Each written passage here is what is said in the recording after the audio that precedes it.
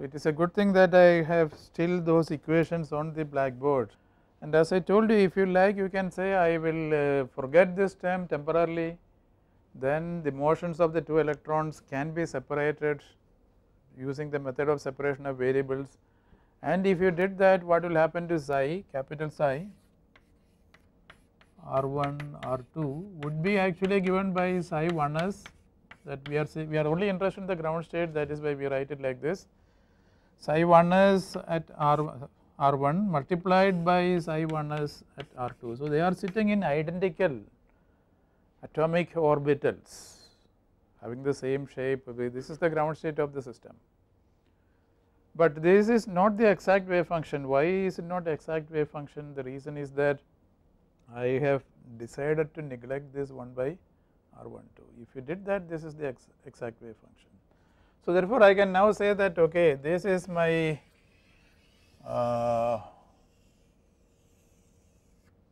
H0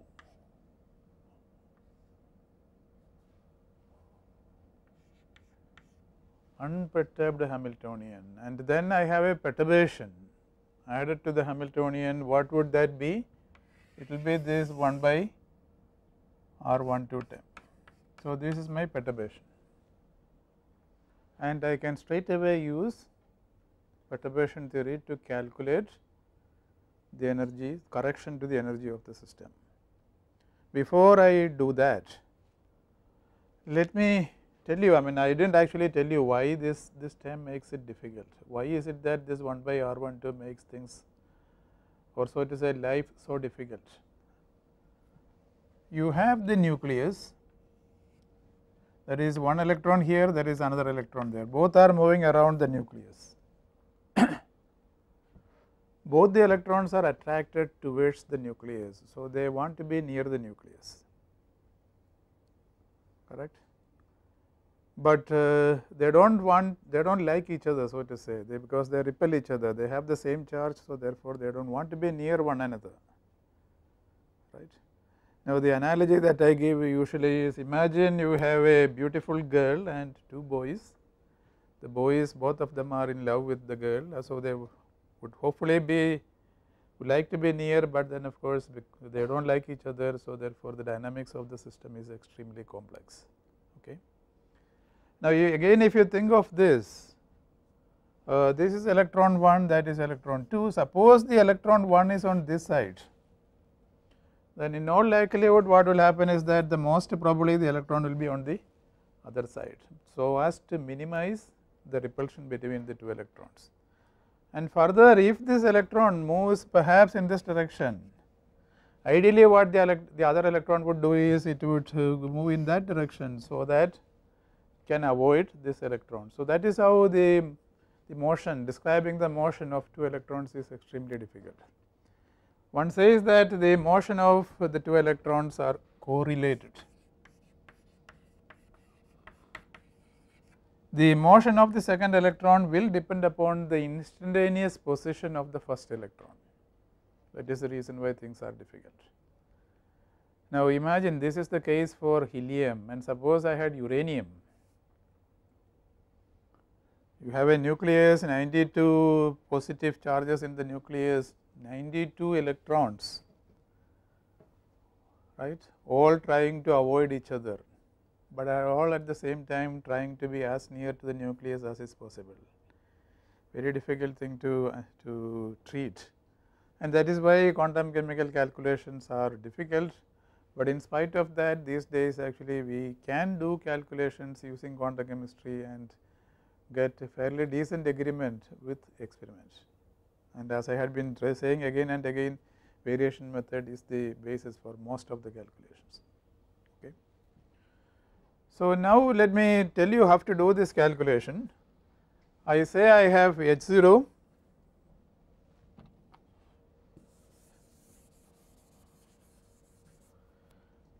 H0 is actually the sum of these two terms, not I mean sum of this set of terms and this set of terms.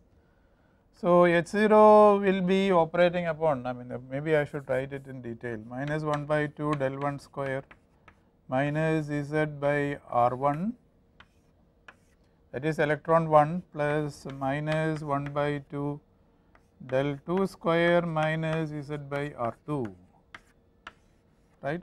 This is my H0, and this H0 operating upon the wave function psi.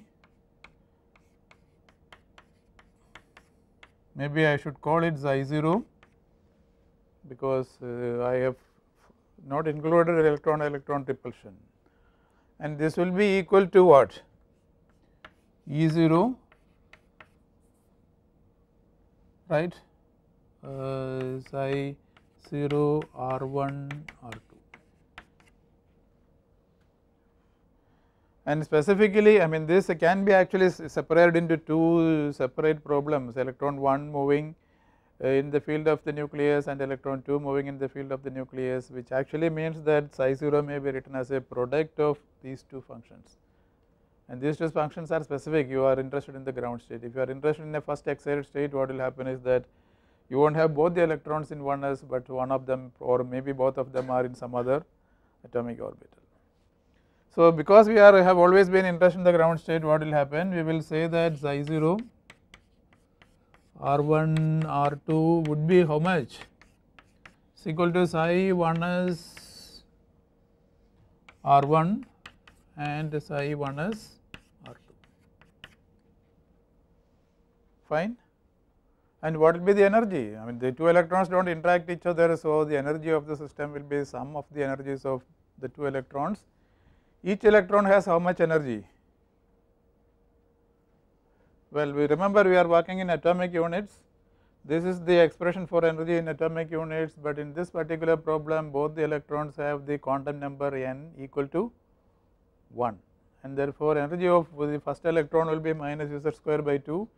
Energy of the second electron will also be the same, so therefore E0 will be how much? Minus Z square by 2 minus Z square by 2, and that will be equal to minus Z square. So, if you neglected the electron-electron repulsion, the energy of the system is simple, it is minus Z square. And if you are thinking of helium atom, right, Z is actually equal to 2. So, therefore, the energy that we get E0,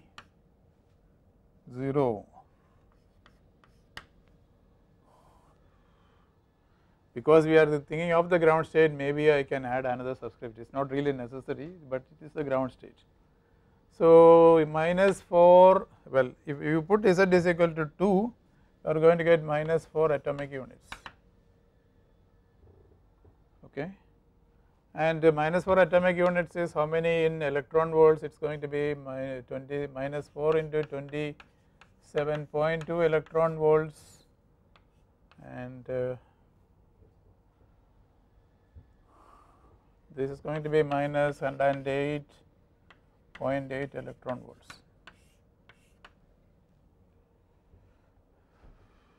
Now, it is possible for you to determine the energy of the ground state of the helium atom experimentally, okay. How will you do that? You can experimentally determine the first ionization potential, and then you can determine the second ionization potential.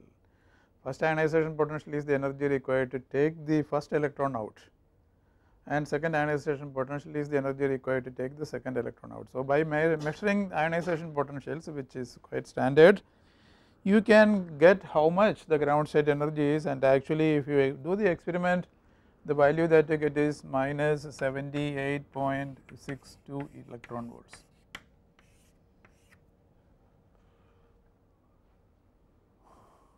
And you can see that there is a huge error.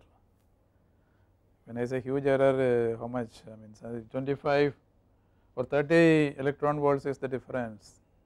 30 electron volts will work out to be probably 40% of the actual value. So, the error is huge, and therefore, what does it imply? It implies that electron-electron repulsion is very important, okay. So, then how will I do the calculation of electron-electron repulsion? The answer is actually extremely simple. My H1 is given by this expression. First order correction to energy is nothing but the expectation value of the disturbance. expectation value of that Hamiltonian, of that part of the Hamiltonian which causes the problem, which causes the disturbance. So therefore what you will have is 1 by R12, that is the disturbance, this is your H1, and this has to be multiplied by psi, what is my notation, okay, psi 0 R1 R2 and psi 0 R1 R2, okay. Remember this is the ground state of the system. So again, I mean there are too many subscripts, so otherwise I should put, maybe I should put a 0 here also just to indicate that this is the ground state, but it is not really necessary because repeatedly I had been telling you that we are interested only in the ground state. So therefore what will you do, you will take the ground state wave function for the unperturbed system.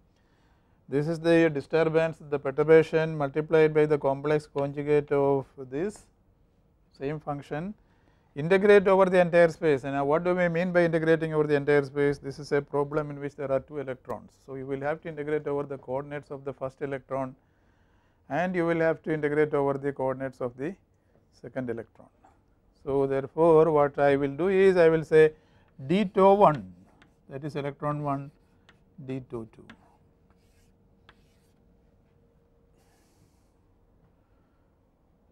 And you can actually take this expression and put it in there.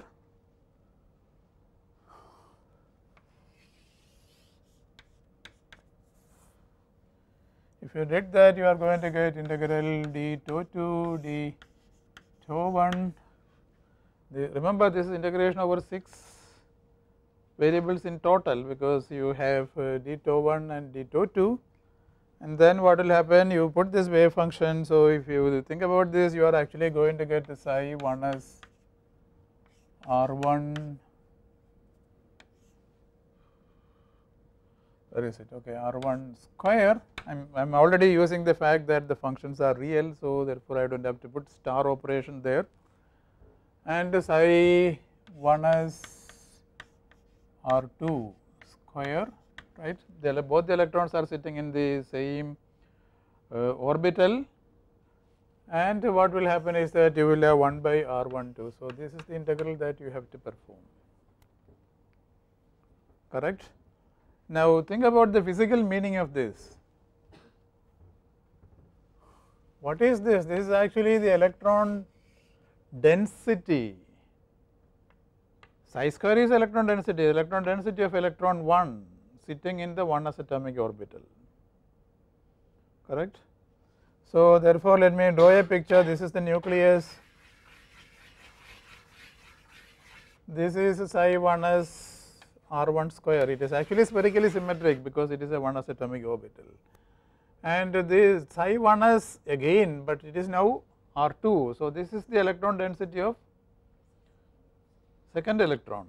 And why do you have this R1 1 by R12? Simple, because the 2 electrons repel each other. So therefore what actually happens is that you have a spherical electron density due to electron 1, you also have a spherical electron density due to electron 2, and these 2 spherical electron densities are actually repelling each other because of the Coulombic interaction. That is the physical meaning of this term. Now evaluating this integral is actually an interesting exercise in electrostatics, because it is just electrostatic repulsion between 2 charge densities, and I am not going to do that because it will simply take too much time. I shall simply give you only the answer.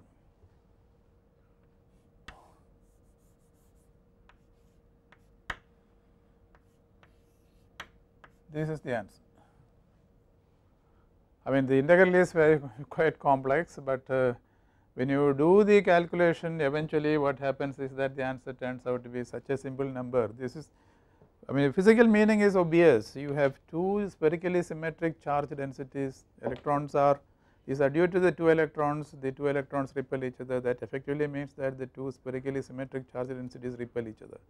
So the energy of the system will increase because of the repulsion, and the amount by which it increases is actually 5 by 8 Z.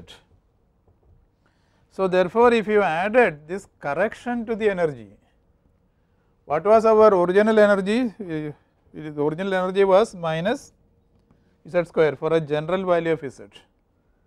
So, what is going to happen is that I will have E 0 0 to be equal to minus Z square, and I have now calculated the correction E 1 to the lowest possible state. This means this is the correction to the first order correction, and this means that I am interested in the ground state. What we find is that it is 5 by 8 Z, and remember we are using perturbation theory, right. And so, the total energy of the system, how do you get that? You take E 0 0, which is the eigenvalue of the unperturbed Hamiltonian, and add to it the correction. So, how much? The energy that you are going to get is minus Z square plus 5 by 8 Z is the answer. This is valid for any Z. Okay. Now, you can put a value of 2 if you are interested in helium atom,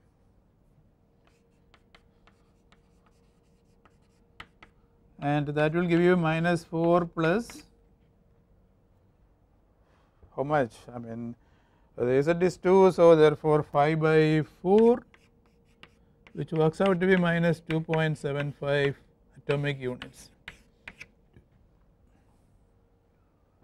That is our better answer after using perturbation theory. Okay. And minus 2.75 atomic units, you can convert that into electron volts and compare with the experimental value.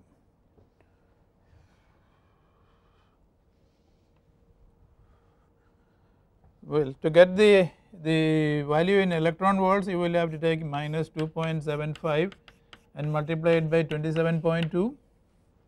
This will be in electron volts. If you did that, the answer that you get is minus 74.8 electron volts. Okay.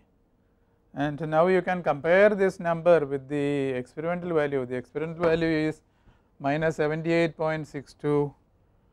Unperturbed Hamiltonian had this eigenvalue, which was far away, huge amount of error, but the first order correction to the energy calculated using perturbation theory, what is the answer that you get? Minus 74.8. It is not very close, but it is not bad, right. The difference is about 4 electron volts, okay, which roughly, I mean, how much would it work out to be? Maybe about 8%, 6% of that order. So, earlier it was 30-40%, now it is less. And now we want to do better, and to do better we can actually make use of the variation method. Okay. So, the variation method, how will I make use of the variation method is the question. You have to get an approximate wave function, an approximate trial function. What is the wave function that we were using here? Where is it sitting? I have not actually, I mean, the wave function that we were using here is this one. So, let me remove most of the other things, and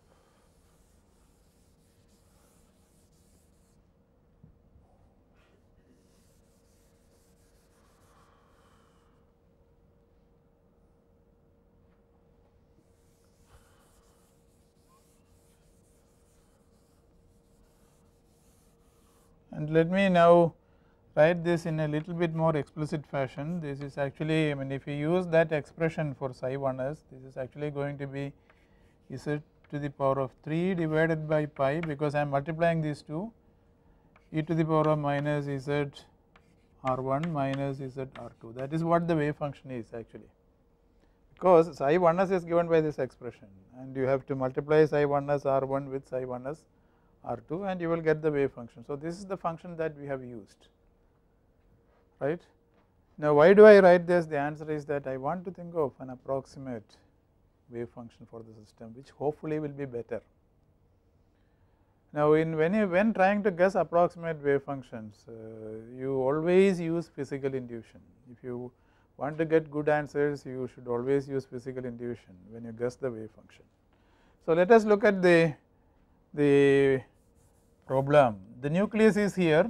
Nucleus has a charge of capital Z into E, that is a nuclear charge.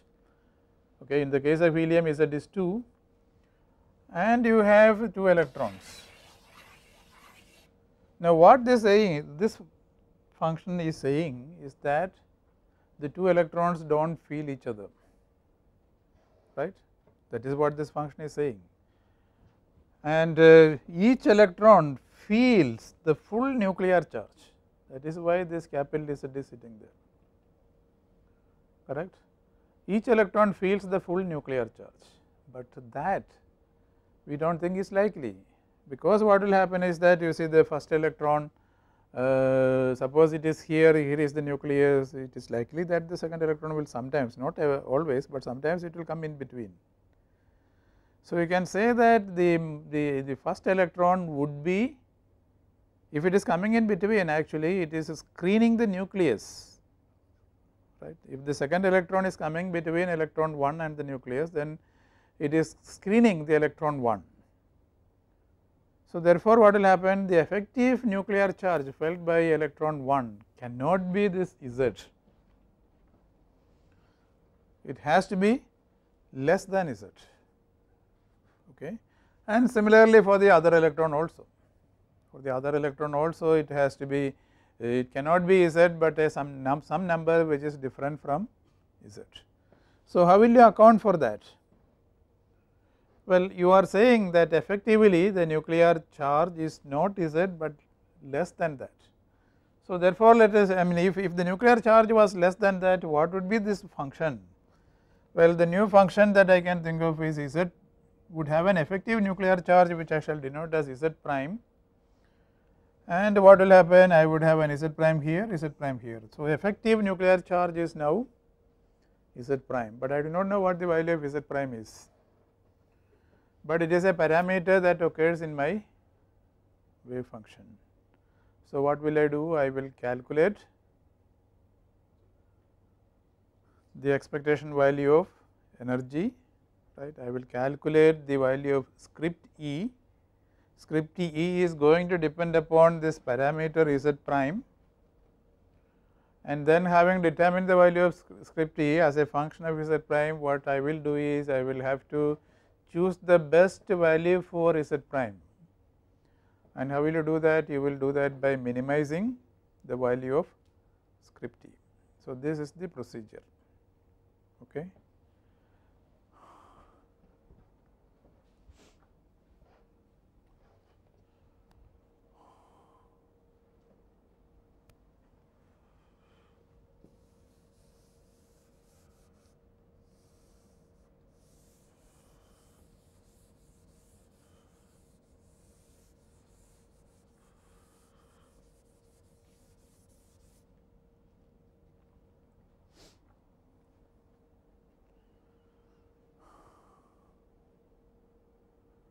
So, as I have told you, what will happen is that I would have script E. What will be the definition of it? It is going to be equal to integral phi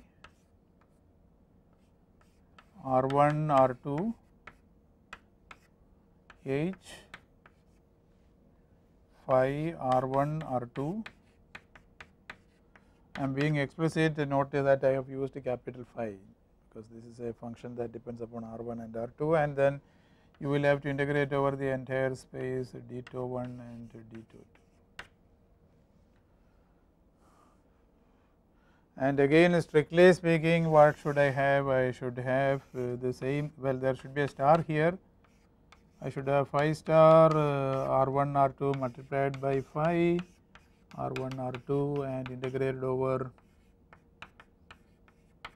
d2 1 d2 2.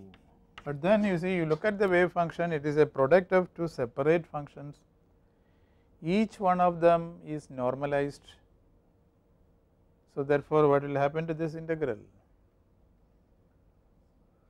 It is going to be equal to unity.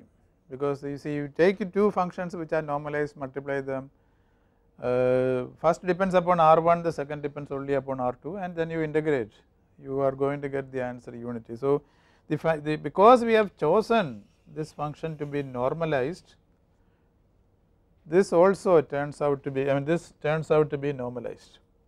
Okay, this is my function. So because I have chosen, these individual functions I have chosen them to be normalized, and therefore the product also is normalized, and therefore I need to evaluate only this, correct. Now let me remind you of this. Minus half del square minus Z, Z is the nuclear charge divided by R1 operating upon psi 1s. This is the unperturbed problem, if you remember. This would have, if I wrote the wave function explicitly, it will be 1 by square root of pi Z to the power of 3 by 2 e to the power of minus Z R1. That is the ground state wave function. I am assuming that the electron feels the full nuclear charge, and then what will happen, I am going to get back, this is an eigen function, so I am going to get the same object minus Z1, minus Z R1 Z to the power of 3 by 2 divided by root pi multiplied by the, I get this function back, but it is now multiplied by the corresponding energy. How much is the energy? In this case, the energy is actually minus Z square by 2, right? Ground state energy is minus Z square by 2. We have seen that. Agreed? So this is if the nuclear charge were Z, and if the electron felt the full nuclear charge, then the wave function would be so much, and the corresponding energy will be so much. But now suppose I say, okay, I have not the full nuclear charge, but a nuclear charge which I denote as Z prime, okay, and then what will happen? What kind of equation will that function obey is the question that I want to answer.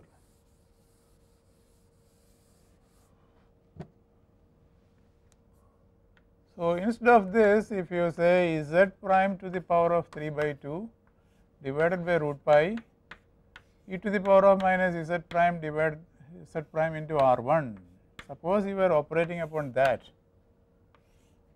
minus half del 1 square minus Z by R1. This obviously, you see, here the electron is not feeling the nuclear charge Z. The wave function is such that it is feeling a nuclear charge of Z prime, correct. So therefore what will happen, this operator operating upon that is not going to give me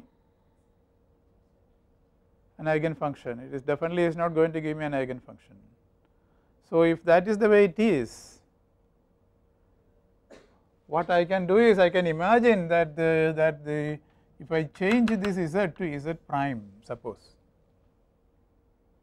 then it is as if the nuclear charge is now Z prime, and therefore what will happen, I shall get an answer which is minus Z prime squared divided by 2 Z prime to the power of 3 by 2 divided by root pi e to the power of minus Z prime R,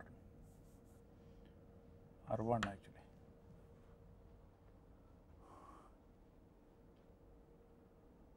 Now the notation is actually cumbersome, so therefore what I will do is I will just say that, okay, this function I will write it as psi 1s with an effective nuclear charge which I shall denote as Z prime, because then that means I do not have to write this whole thing again and again, and it is a function of R1. And what happens is that minus half del 1 square minus Z prime divided by R1 operating upon this will actually give me minus Z prime square divided by 2 into psi 1s Z prime R1. Now, why do I do this? The answer is that this will make the calculation of script E easy. That is the reason why this is done. So, now I want to calculate script E. How will I calculate script E? The answer is here. You look at this, it is going to be integral d tau 1 d tau 2. Well, maybe it is not necessary to put that bar, d tau 1 d tau 2, then psi 1s z prime r1, that is a part of my wave function. This is multiplied by psi 1s z prime r2, and what do I have here? Minus the actual Hamiltonian, minus half del 1 square minus z by r1 minus half del 2 square minus z by r2, plus of course I have my troublesome term which is 1 by r12, correct. This is the full Hamiltonian, and what does it do? It acts upon my trial function which is 1s z prime r1 1s z prime r2, that is all. This is the quantity that I want to evaluate, and you notice that this is actually dependent upon z prime. So, therefore, script E will be a function of z prime, and what you will do is you will find a value of z prime in such a fashion that the energy is having the least value. Okay. So, that is the procedure. Now, how will you do the calculation? I can very quickly tell you how to do the calculation. Where would I write it? Okay, I will have to remove this.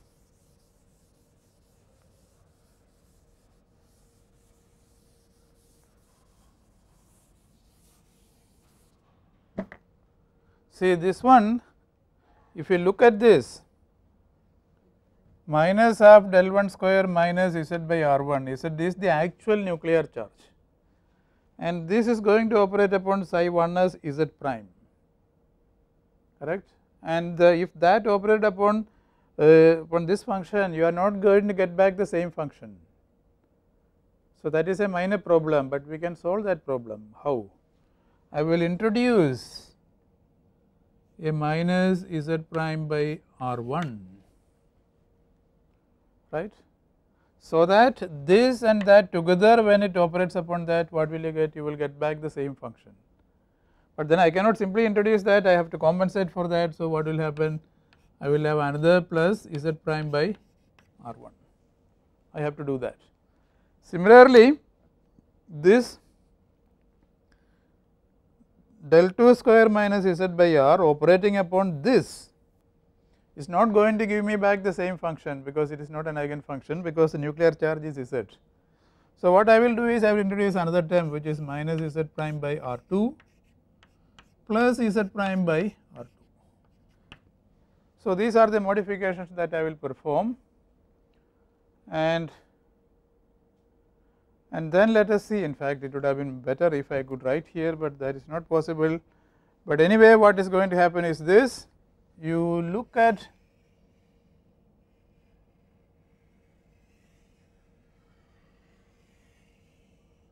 this operator operating these two terms together operating upon psi 1 as z prime r1.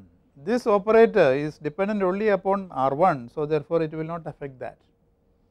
So, this operator is going to operate only upon that, and if it operated only upon that, what is the answer? It is actually nothing but minus z prime square divided by 2 times that function. So, that is where I make the simplification. So, now I hope, having told you that, I can remove these two equations and start writing here.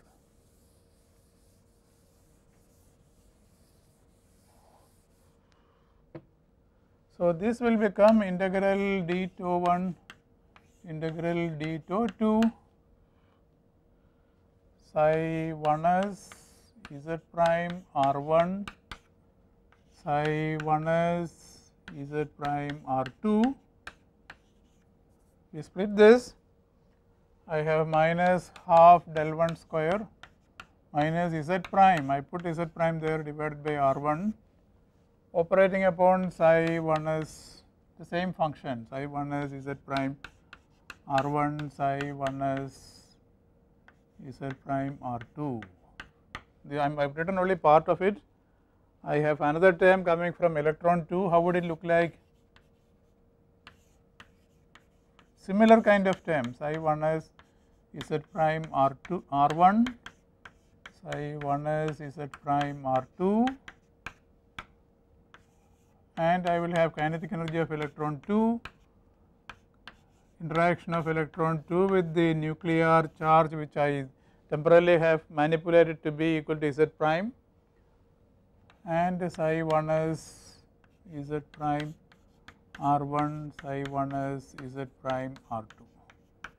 This is what happens, but I am not done, because there are other terms which I should be taking care of.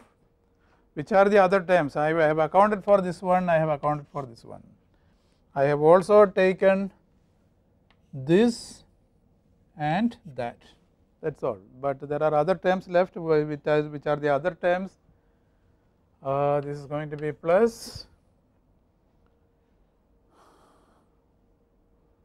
well, the difference between these two, right, Z prime minus Z,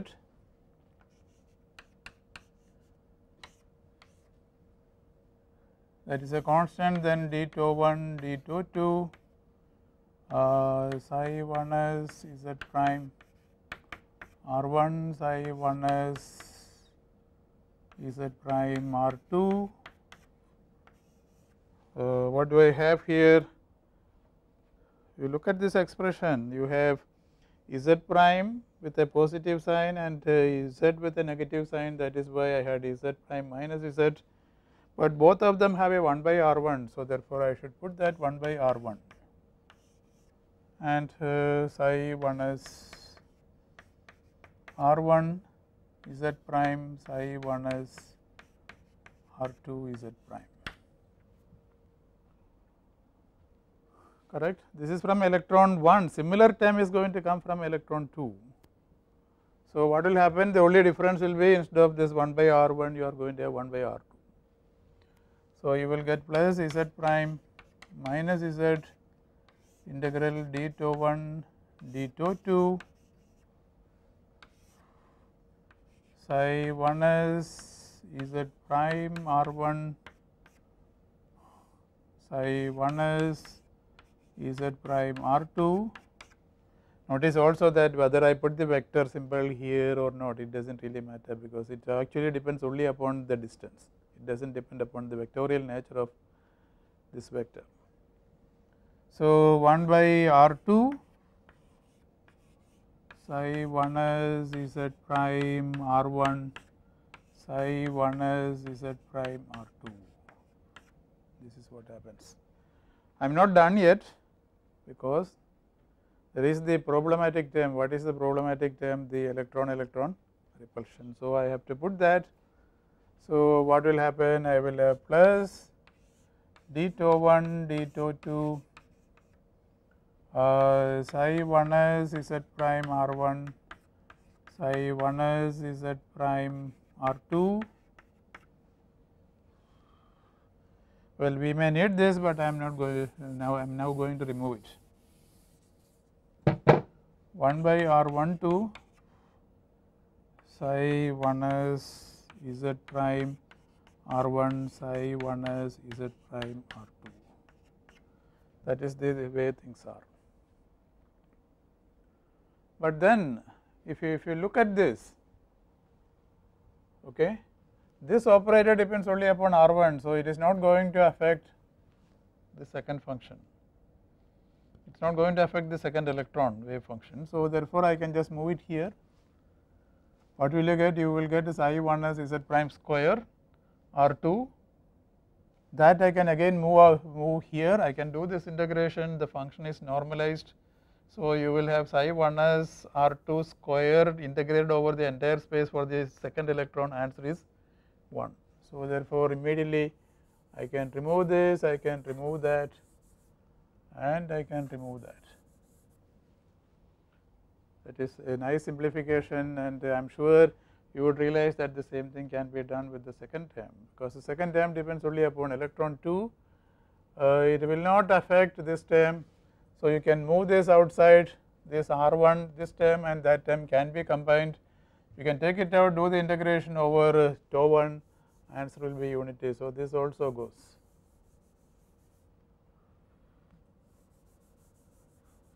Correct. And if you look at this term, what will happen? You see there is 1 by R1 here, right, that is the operator that is occurring, it is not going to affect that term. So, again you can move it out, this term and that term may be combined, you will get the square of the wave function for electron 2, integrate over the entire space, again it will give you unity. So, that also I am going to remove. This goes, and what about that term? You can do exactly the same thing, right, but this time this is you have 1 by R2, so therefore you will have to remove this one.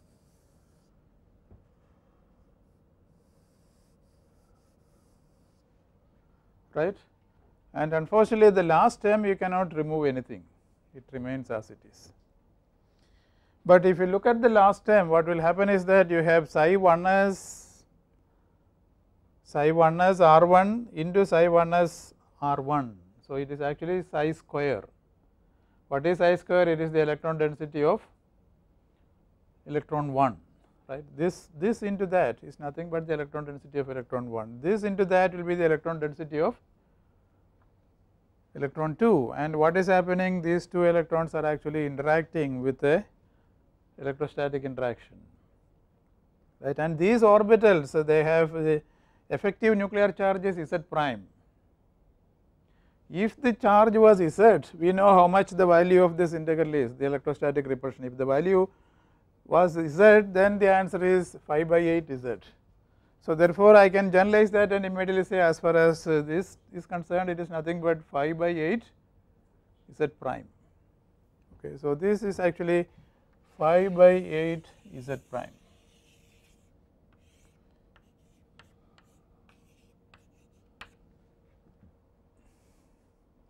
And then if you looked at the first term, what is going to happen? You have minus half del 1 square minus Z prime by R1 operating upon psi 1s, which fills the nuclear charge Z prime. So, what will happen is that this operator will simply give me minus, this is an eigenfunction of that operator. So, therefore, minus Z prime square by 2 into psi 1s R1 is the result, correct, because this is an eigenfunction of that.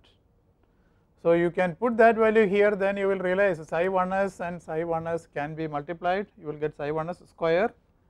This is a constant minus Z square, so you can take it out of the integral sign, and therefore, you can do the integral over d tau, because it is just the integral of psi 1s square, and what is the answer? It is just unity, and therefore, this integral you will evaluate to be minus Z prime square divided by 2, right. And what about this integral? Same argument, because you have this operator operating upon psi 1 as Z prime, it is just that it is electron 2, but it does not matter, it is filling the nuclear charge Z prime. So, this will again give me the same, if you allowed this operator to operate upon psi 1 as, you are going to get minus Z prime square by 2, and then you can take that out, and so effectively this will give you minus Z prime square by 2, another minus Z prime by 2. And then these integrals are not very difficult to perform. These two together, well, if you think about this, actually you will realize that they have to be equal. Why do I say that? You look at this, you see you have this psi 1s into that psi 1s, that means psi 1s square, electron density of electron 1, and you have 1 by R1, that means that electron is interacting with the nucleus. Electron 1 having an electron density which is equal to so much is interacting with the electron with the nucleus. If you looked at this one, right, electron 2 has the electron density which is the product of these two, and that is interacting with the nucleus, but both the electrons are sitting in the same orbital. So, therefore, their interaction with the nucleus has to be the same. and therefore these two integrals must be the same. So therefore I am going to get a 2 times z prime minus z, and the integral that is left, this d tau 2 actually goes because we have used normalization, this d tau 1 also goes because we have used normalization. So that is the way the integrals are, and if you actually perform this, what happens is, I am not going to do it, out to be 2 z prime, both of them together, these two together. Okay, their values, as I have told you, are the same. So if you evaluated them and added up, you will have this z prime minus z sitting outside, and then each one of them is actually equal to 2 z prime. So therefore you have a 2 there, and the last term is how much? It is actually 5 by 8 z prime. Okay, that is a lot of work. Now why did we do all this work? We wanted to get script t, and we now have script t as a function of z prime. So what is the expression for script t?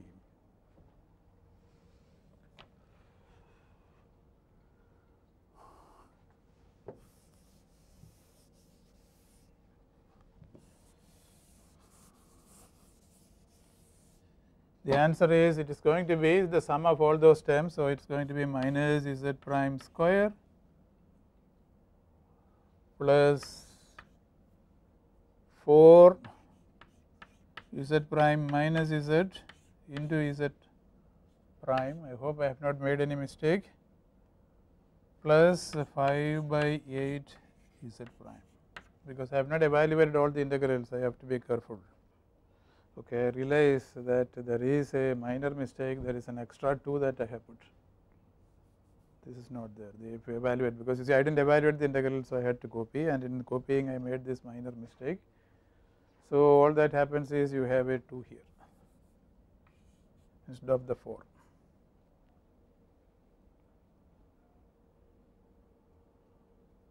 And so what will you do now?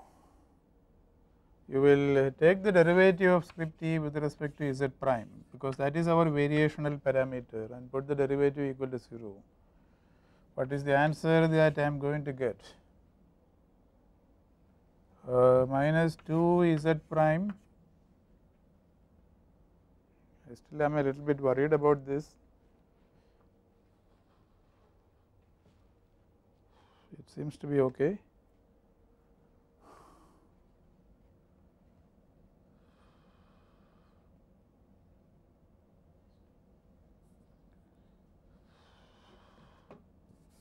Dou e by dou z prime will be minus 2 z prime plus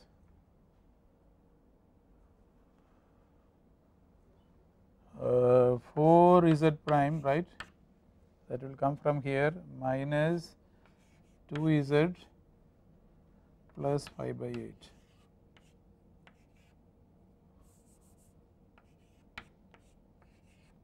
Is equal to 0. This is the answer that you will get. So what happens? What is the value of z prime? This has to be equal to 0. This means that z prime should be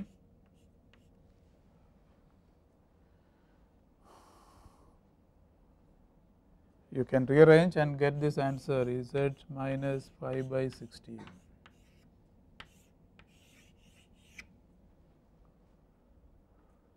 Right. You put it equal to 0, solve for z prime, you get the answer z prime is equal to z minus 5 by 16. And what does this mean physically?